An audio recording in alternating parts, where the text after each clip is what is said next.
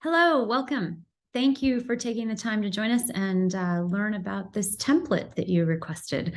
And hopefully you've received an email by now. Oh, I know you've received it in email. Hopefully you've seen it in the email. If you haven't, shoot us a message. You can just email me directly, Kathy@lookaheadlive.com, and we'll make sure you get the template.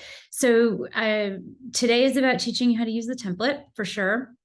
I also want to impart just a little bit of information about what forecasting is. So that way, as you use the template and go through it, you have a little bit of a base of understanding about the exercise, about kind of what you're doing. It helps you not only use the template better, but recognize if you've outgrown it, why, and what other options you might have if you want to get out of a spreadsheet and do some other things. So I think it's important to understand the sort of the foundation about what forecasting is. So let's do that as well.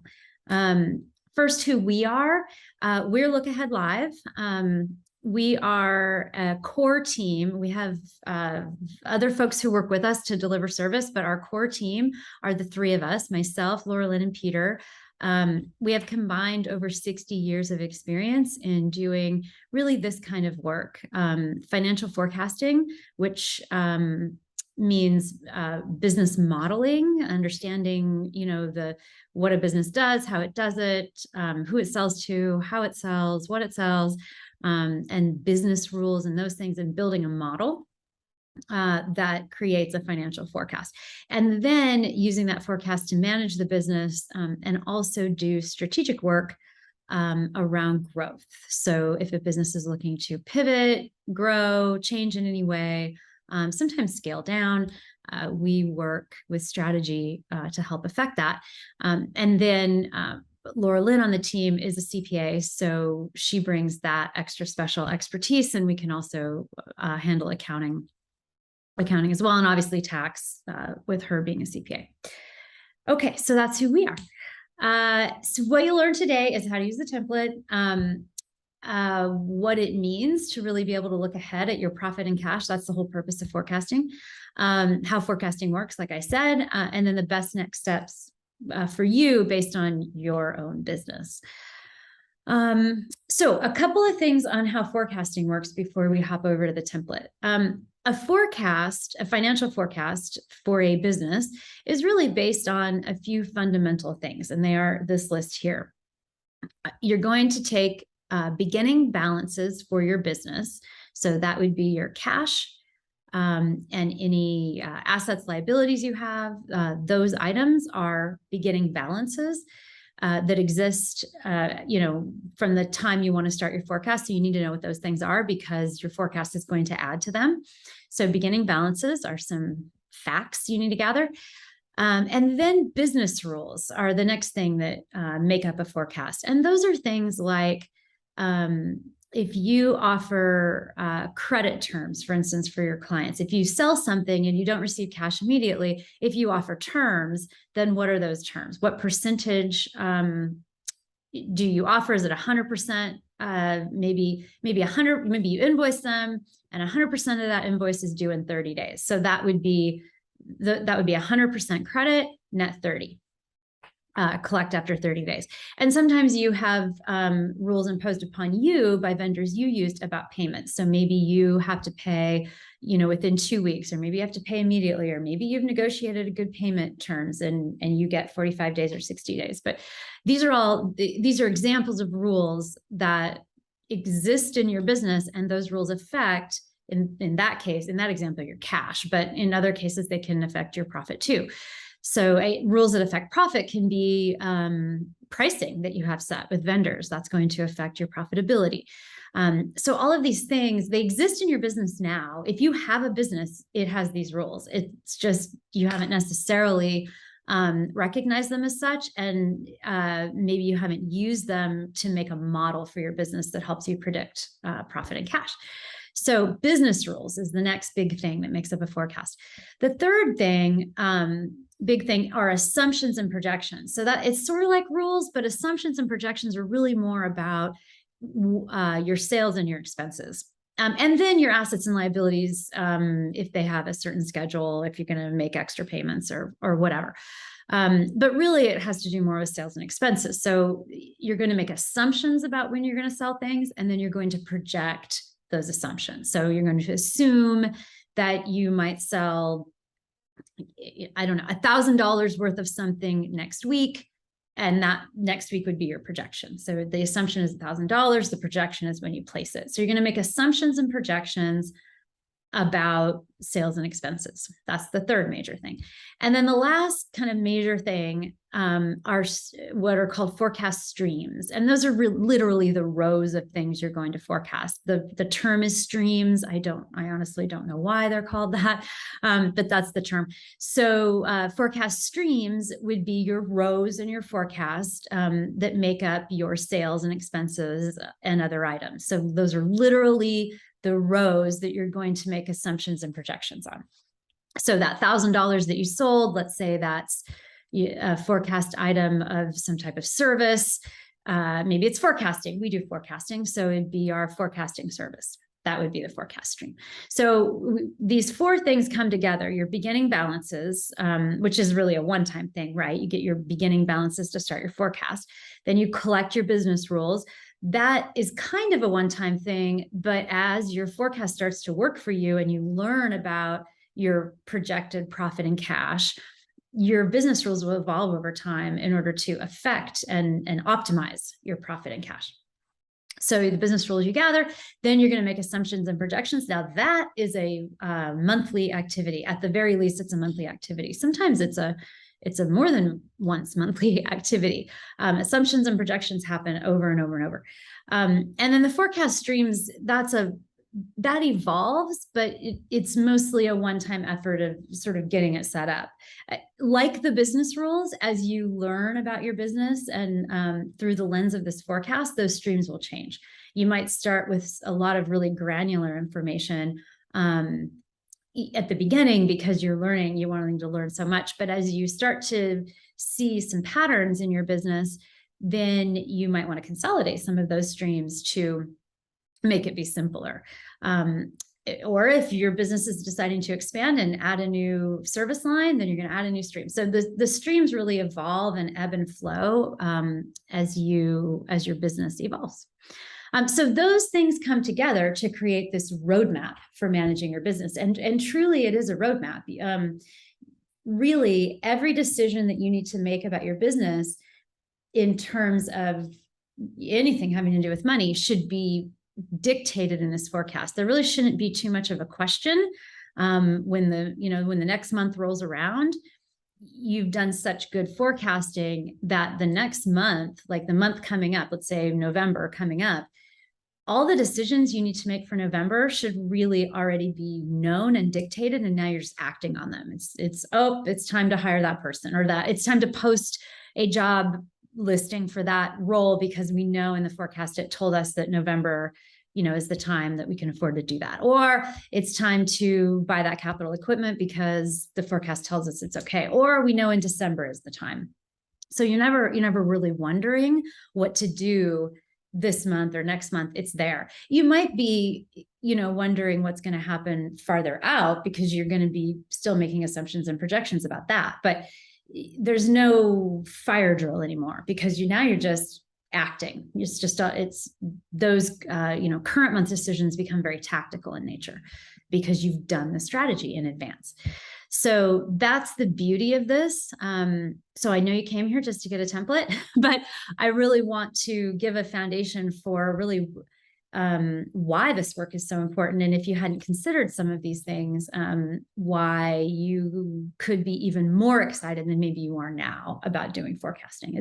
It's truly the heart and soul of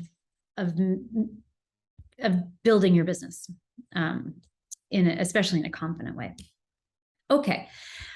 So I think we've covered the value of forecasting, right? I just said all those things. You don't fret about what to do next. The answers are already in the forecast, and we've listed some common things that come up. Is it time to hire? Can you buy that equipment? Can you move to a bigger location?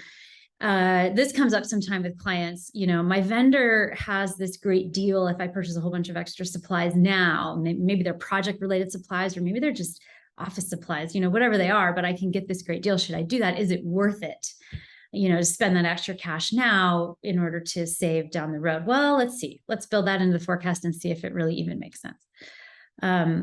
Can you give yourself a raise? Can you take an extra dividend if that's how you're doing it, or give yourself a raise? That sometimes is at the top of the list, right? So those things really should all be there. It's almost like you should already know, because you've done the strategy in advance. So now the next couple of months on a cycle just feel very tactical. All right, so how do we do it? We're going to come back to next steps. As I show you this template, though, just be thinking, this is obviously work you can do on your own with this template or with other products if you have them. But if you want to work with an expert, if you want to work with us, that's what we do. We're here. We don't work in this template. We work in one or a few products, depending on the makeup of your business.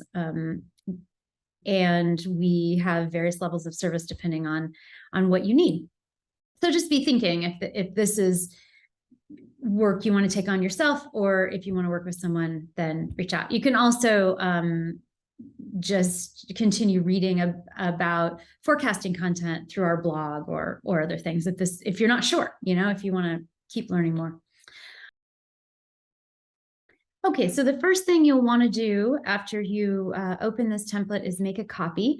When you open it, it should force you to make that copy because of the way it's set up. But if it doesn't, just come to File, make a copy here. And I'm going to do that because this is our actual template and I don't want to overwrite it. So I will just say, Kathy's version.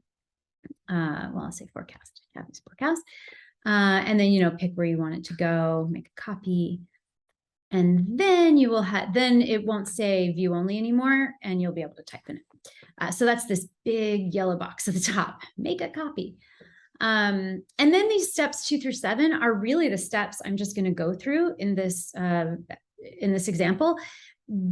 So don't think that anything I cover here isn't written in these steps. It's just sometimes it's easier if somebody's explaining it, right? But these steps are comprehensive. It's all the things. So after you make the copy, you want to enter your starting date and your cash balance from the prior month. So this is that first piece that I said, right? You're going to have beginning balances and a starting date that has to do with beginning balances. So any type of forecast requires that, obviously, because you're going to forecast forward, you need to tell it when to start. So the way this template is set up, different products work differently, but the way this template is set up is that I have each column is a month, and that's already formatted. So kind of, because it's just a template in Google Sheets, don't start typing in cells unless you look and see what's there. If you see a formula, don't type in it because it's going to do a thing for you. So just, leave that alone.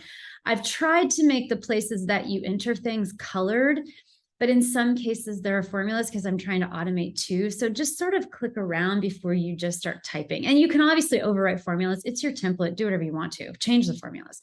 But just sort of be aware that I've tried to set this up to strike a balance between making things a little automated, but not overwhelming you with complicated things. So okay, so the beginning date works by setting, enter the first of the month of the date you want to start your forecast. So I've got this set to January, but let's say I want to start my forecast, let's say October, because that's because we're in October and because it's Q4 for most people. Sometimes people want to start on a quarter. Sometimes it's the beginning of some people's fiscal year is October 1st.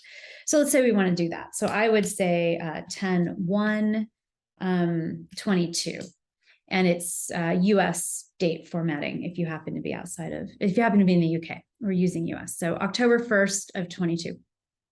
And then your cash balance on the day prior to that. So your cash balance the last day of the month prior. So September 30th cash balance, or 31st, however many days are in September.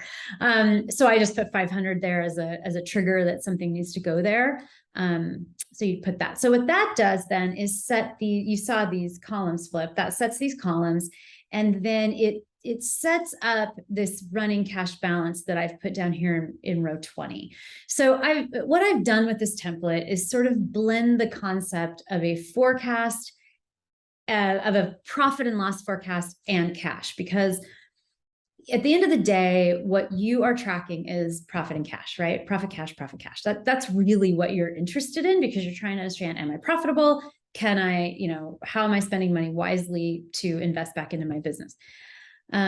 So we've blended these concepts. And again, I'm striking a balance in a Google Sheets template between being sophisticated and simple. So we're going to blend some concepts here and just go with it because it's a Google Sheets template. But I am keeping profit separate from cash because they are separate concepts. So the cash line is here in row 20. The profit is going to be a summation of the revenue here, that your sales in the yellow rows, and your expenses in the pink and blue rows. And here we have monthly net profit there. So monthly net profit is at the bottom. I've stuck cash at the top because honestly, the reason is because when I'm doing this work, I'm sort of really interested in my sales, my total sales, and my cash. Those are two numbers that fluctuate the most. Expenses don't fluctuate as much. For most businesses, especially your operating expenses, payroll, rent, those things, they tend to stay pretty fixed for small businesses. So, that's down here in blue. And then your cost of goods, they can change a little. They typically change based on your sales though. So if you sell services, you take on a new client, take on a new service, then you're going to have cost of goods related to that, but they really are tied to that for the most part. So the dynamic things in a forecast that really change are your sales. That's such a predictive factor. And then your sales, minus expenses trickle to profit. And then you want to be turning that profit into cash, right? So that's why I've put the cash line here. So that's how this is set up. It is your sales, which we are labeling as revenue, but really just think sales. So your sales, then minus your cost of goods and minus your operating expenses. And then I have a total for cost of goods and expenses. And then here's your monthly net profit down here. So that's the overall format. And then the column for each month. Okay. So you've entered your starting date and your cash balance. So, and then I just told you a little bit about how the thing is formatted. So now you want to begin customizing this for yourself. So I like to start with streams, the forecast streams first. You can't put projections or about sales unless you know what your streams are, right? You could enter some of your business rules, but it's easier to do that, especially in the way this template is made, by doing your streams first. So I'll say that another way, because this is just a Google Sheets template where everything exists right here within a row. I have my stream and then I have my formula that is going to do something. I have to know my streams before I can do that. There are more sophisticated forecasting products that kind of separate that experience, that say, all right, tell us about your business rules. What are your cash collection rules? What are your credit terms? Those things? Just like tell us those things and enter them in places. And then, create a list of your streams and then the tool blends all of that stuff. So we work with products like that. You can find products like that yourself. We prefer a product called Live Plan. It's great. We work with it and we help. We deliver product within that. We also work with other products, but we really like Live Plan. So those products do that, but it's a spreadsheet, right? So it's all here. So we're going to start with revenue streams.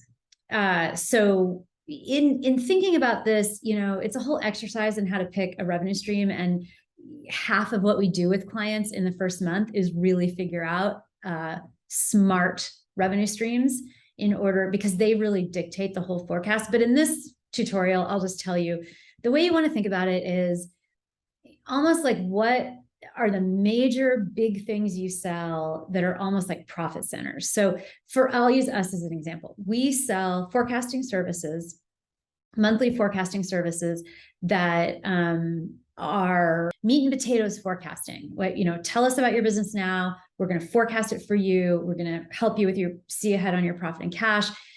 It's meat and potatoes forecasting. So that's one thing we sell. We also sell a package that's more strategy focused. That's like, all right, we understand what your business is now, but how you're wanting to grow or have ongoing needs for like almost outsourced CEO. So that's a different package that we offer. That would be its own stream. So that's how we would distinguish, because those things are sort of different profit centers. They have different margins within them. We also sell bookkeeping and accounting services, two separate packages there. And because they have kind of they have different margins, they have different profitability, we distinguish those. So we effectively track four things: our meat and potatoes forecasting, our strategy package, and our two types of accounting. We also offer one-time services like a fully written business plan.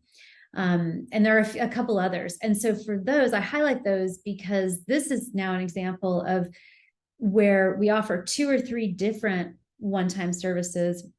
But in our forecast, we don't distinguish between those. We just say one-time services because we don't need to. We kind of set a margin on those that are all about the same. And even though the service is wildly different, there's a full business plan.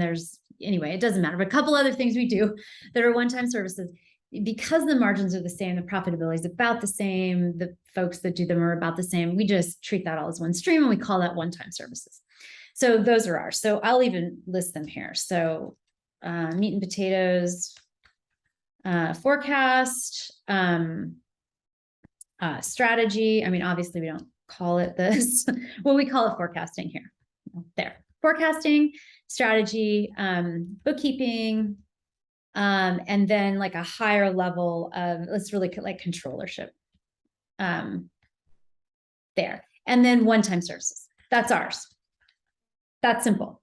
We might have a lot more on our chart of accounts to capture other things like our accounting, accounts maybe for more things, but for looking at the profitability of our business and where we want to place emphasis and grow, what service do we provide that's profitable? What isn't? Where do we want to place emphasis? Where don't we? Where are we down in sales? And where do we want to focus? This helps us get there. So that's what we do. And then our cost of goods. Now, the way this is working is, don't let this overwhelm you. This is me trying to strike a balance between something that'll help you be a little more automated or something that you want to manually enter everything. So this is two sections within one. So you can choose to base your cost of goods on your revenue. That's what this first part is. And you know that because you see a percentage here. And you know that because you see formulas over here. So this is saying, I've tied stream one, where it says stream one, up to the revenue stream one. That's what this is. And I've tied stream two to this line here, which is stream two. This one, 3 is tied to row 3 up here, 4, 4. So that way you can base your cost of goods on your revenue stream if you want to. If you don't want to do that, if you want to just enter your cost of goods, then you can do that down here. And I've called them fixed streams for lack of any other better title. Just put whatever you want to. But so anyway, it's two ways of doing this in this one section. Again, a product would be a little more sophisticated with this. The things we do are a lot more sophisticated than this, but it's a spreadsheet. And so it's easy. It has to be easy because it's in a spreadsheet. So you can focus on margins or you can focus on entering your numbers here. And you're going to see a number up here once you put a sale item up here. So let's say for October, our forecasting package is $900. Well, at the beginning price is $900. It goes up from there. So let's say we have 5 of those in October. I would just say 900 times 5, and there we go. Now things are starting to happen. And that's how that works. And I would simply carry that, out, just, drag the thing, just use it as a spreadsheet in that case. Okay. So you see how the sales work, you see how the cost of goods, the expenses are similar. But in this case, I've put some labels of things that are really typical, and I've done that to try to limit you, because what a lot of people want to do when they do this forecasting is they go way too deep on their expenses. And it isn't on purpose. It's just because they have more knowledge about their expenses. And so they get, they're glad that they have information. And so they start, just typing and typing away in their expenses. And they end up with all these rows that it doesn't help you.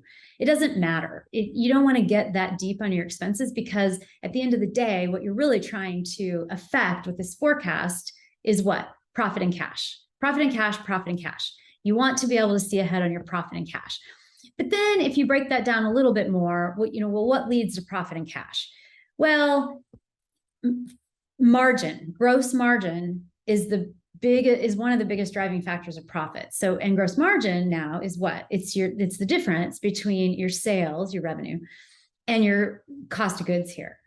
And the reason that matters, the reason that distinction matters, is because in that analysis, you are looking at the profitability of the thing you sell, not all the other things that it takes to deliver that, but the thing you sell. And if the thing you sell isn't profitable or profitable enough, then your business isn't going to make an overall profit, a net profit, nor will it ever have cash. So you really want this exercise of margin, super matters. So you want to distinguish that. But when you come down to these other expenses, having the difference between office supplies and all these little things, that doesn't going to help you understand if you're profitable or not. It's a budgeting exercise that I get, but it isn't a forecasting exercise. That's for budgeting. That's to say, okay, we have this much profit for a year. Let's make sure we don't overspend in office supplies. And the forecast will help you do that, but that's just a simple budgeting exercise. So here you want to group as many light things up as you can, because the exercise on expenses, like above, the exercise is that gross margin, right? Is the thing I produce profitable? Down here, the exercise is about ratios. The percent I spend on these big categories against my sales. That's best practice for managing profitability. And there are targets to hit, and there are benchmarks. You're not going to get access to any benchmarking through this spreadsheet. Working with us, we have benchmarking. There are products that offer benchmarking. What percent of my revenue am I spending on sales? What percent am I spending on marketing, supplies, and general admin? Those are the three biggest categories that you typically want to look at a benchmark to. And I've put the percentage that's just the broadest, the broadest best practice. But these can be very different depending on your business. If you're maybe a software development company, or I don't know, any other type of company that needs a lot of digital marketing or certain kinds of advertising, then your marketing budget is going to be more than 10%. So don't let this pigeonhole you. It's here as an example to say that some of these big categories, you do want to benchmark against percent spend on revenue, and others you don't. They're more fixed, like utilities, or like maybe you have licenses or certifications or insurance that you have that's just fixed. Your payroll is typically fixed, although you can benchmark that against revenue, but that becomes tricky because of different types of businesses. So it's not always the best one to benchmark. And then taxes, are taxes, they're a percentage of your income. So that is the exercise in expenses. So I've set this up to sort of reflect that exercise. So you do that. And again, if you see a percentage here and formulas, that's me saying, okay, mess with this percentage here. Don't enter the number, or remove the formula I've typed is totally fine, and do whatever you want to do. But it's set up for you to change this percentage. So let's say my percentage of revenue and sales is actually 5%, but I have this big marketing budget because I do a lot of digital marketing, and that budget is actually 20% of my revenue. So I'm changing this number, and then these numbers over here are changing. And my supplies and general admin are actually 8%. You can, when you set up your forecast the first time and you're entering these numbers and you're making your projections, you can back end into those percentages. So instead of if you're sitting here saying, well, I don't know those percentages, how am I supposed to know?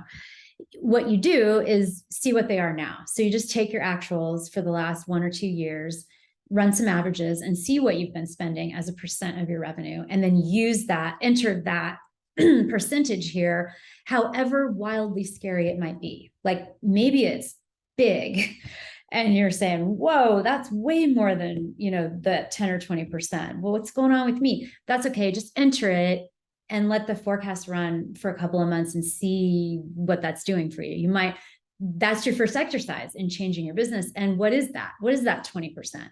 It is one of your business rules. It's a rule about your business. You spend 20% on revenue. So that gets us to 4 and 5 here. I've burned through I've burned through 3, 4, and 5, I think. Edit the revenue, cost, and expense streams for your business. So you enter those, then enter your projected sales in the months you expect them to occur. Take your best guess and update as you learn more. So that's what I did up here with the one example. Then enter your costs tied to revenues as much as possible. That's what I did here in this pinky purple section. Then enter your expenses either as a percent of revenue or fixed. And that's what I did down here. Now let's draw a line between 6 and 7, because after 6, in fact, I want to put a line there because there is a distinction. So 6 is sort of your setup. It's almost like a one-time exercise that you're going to do lightly every month. But at the first time, it takes longer. And expect this to take, probably 5 hours. And that's not because this is a spreadsheet. That's because it takes a little bit of time to gather this stuff, decide your streams, get some of these percentages, gather more stuff. It takes some time. So expect it to take at least 5 hours to build this the first time. Once it's built and running for you, it takes an hour to 2 hours, maybe a month, to update it, and longer than to analyze it, like to use it to develop insights about your business that help you build it better and navigate your business. That's its own exercise. Okay, so we're drawing this line and saying, all right, we've got it set up now. How do I use it? So you use it by letting this running cash balance do its magic and your monthly net profit and the other metrics you want to look at. I mean, if you should have targets for sales. So that's a key performance indicator is the going industry terminology, right? These are our KPIs. Our key performance indicators are just the numbers that matter. Just call them that. They're the numbers that matter the most. Total sales, your cash, and your profit. And then maybe, you're tracking your gross margins. And so you're wanting to look at your projected or project your gross profit. But now you're able to see, because it's a running number, you're able to see way out into the future on what your cash is going to be in the future. And then you use this every month. So at the end of the month, I'm going to say, okay, did I really do that 4,500 in October? Did I sell and collect that money in October? That's what I want, because I'm trying to drive this cash line. So you have to think about this in terms of projected revenues and then actual cash. And that will be close enough to get you a look ahead at your cash to do what you're doing. Again, more sophisticated products keep these two concepts completely separate. They would be projecting. You would be able to put collection terms in here and say, oh, well, I collect on net 30 or I collect on net 35, and the product would do more things and help you distinguish. But this is a spreadsheet, so it's going to get you this far. But it works great. But you just have to be aware of what you're doing. So, okay, at the end of the month, I'm going to put in what actually happened in terms of what I sold and collected, and then in terms of what I actually spent. I'm going to overwrite formulas in some cases because I want this to be trued up. So I'm going to overwrite whatever the projections were here, whatever formula was doing that. It won't mess up future formulas, so don't worry about that. Just, it's fine. Just overwrite. Another little trick I would do is once I made it actual, I would make it bold. So if I actually spent this 2025 number, I'll just overwrite it. Yep, I did spend that. It's overwritten and I'm making it bold. So that way a formula or a change I make over here to something isn't going to edit the formula. It's like I'm drawing a line and saying, this happened. Don't mess that up. I'm drawing a line and I'm looking ahead. And by the way, that's our logo. That's what this line and these dots are. We are drawing a line and we are looking ahead every month. That's the whole thing. So we're going to enter that, draw the line, and look ahead. Now, again, more sophisticated products will do this for you. So they'll, like the product we work with, LivePlan, connects to your accounting and just pulls it in. So you're not doing this.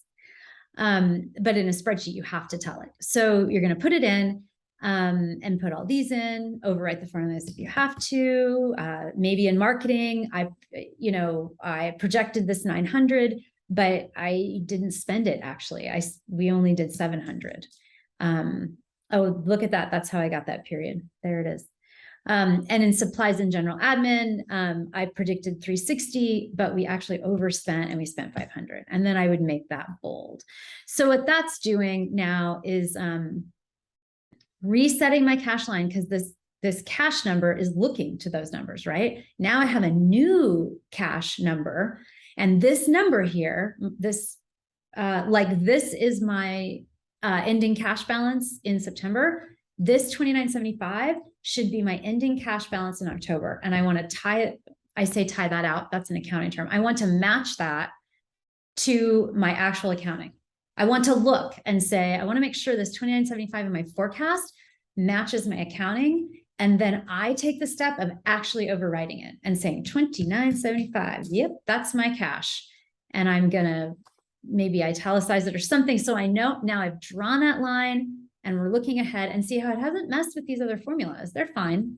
They're taking that and blending it. So that's a way you can use this. And what it'll do is true up your running cash line, because every time the current month cash changes a little bit, it flows through and affects my future cash. And that's why budgeting is not useful, because budgeting doesn't do this. Budgeting doesn't true itself up. It just says, here's the budget I want to spend this year.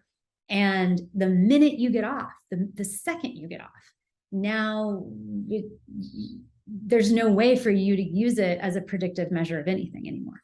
So that's why this is much better. And really, once you get going with a forecast, you won't need to do budgeting anymore, because the forecast is really actively budgeting every month all the time. So that's how this works. So that's this row 7. Everything I just said is sort of summarized here in row 7. And that's the exercise. And what I encourage you to do, if you want to use this and you think, yeah, I can do this with a spreadsheet, I get it, is, do it yourself for a month or 2.